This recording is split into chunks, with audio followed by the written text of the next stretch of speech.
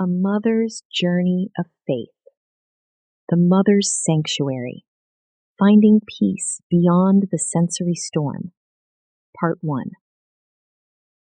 To the mother sitting at home on a Sunday morning, listening to the distant echo of church bells, or watching a live stream while your child finally finds a moment of calm, I see you. And more importantly, God sees you. There is a quiet, painful narrative that runs through many of our faith communities.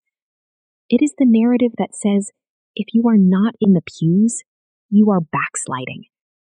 It says that if you are not present in the public assembly, you are drifting away or losing your fire. It is a language of judgment that often falls hardest on the very families who need the most grace. But I want to speak a different truth to your heart today. I want to talk about the sensory storm that exists within the modern sanctuary, and why for your child, the church environment is not a place of peace, but a place of physical and neurological punishment. The reality of the sensory storm. For your child with autism or a neurosensory disorder, the world is not experienced in the same way it is for a neurotypical person. Their brain does not have the same filter to dampen background noise or prioritize one sound over another. Instead, every vibration is felt with equal, overwhelming intensity. Think about the modern church service. The drums, a rhythmic, thumping vibration that can feel like a physical blow to the chest. The percussion, sharp, clashing sounds that pierce through the air. The microphones, high-frequency feedback, and the booming amplification of voices. The clapping, sudden, sharp bursts of sound that can feel like a physical assault on the ears. The musical instruments, a wall of sound where every instrument is competing for space. To most people, this is worship. To your child, this is a sensory assault. Every one of these elements gives off a different sound vibration, and the totality of it is a chaotic, painful storm. It is not just loud, it is a neurological emergency.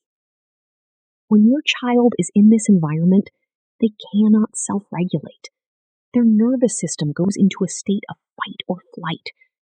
The meltdowns, the screaming, the withdrawal, or the repetitive movements are not bad behavior. They are the desperate cries of a brain trying to survive a sensory overload that it was never designed to handle. Subscribe to our YouTube channel and share mercy daily. The misplaced judgment of backsliding. When you stop coming to church because your child cannot function in the sanctuary, the response from the community is often one of suspicion rather than support. Why haven't we seen you? You need to prioritize the house of God. Don't let the enemy keep you away. These statements, though often well-meaning, are deeply wounding. They suggest that you are choosing your comfort over your faith. But the reality is the exact opposite.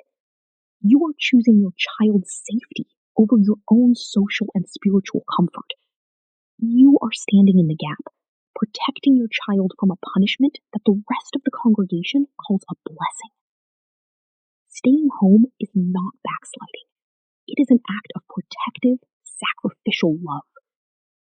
It is the realization that God is not confined to a building with a loud sound system, and that He is just as present in the quiet of your living room, where your child can finally breathe. Read the full article at mothersfaith.xyz.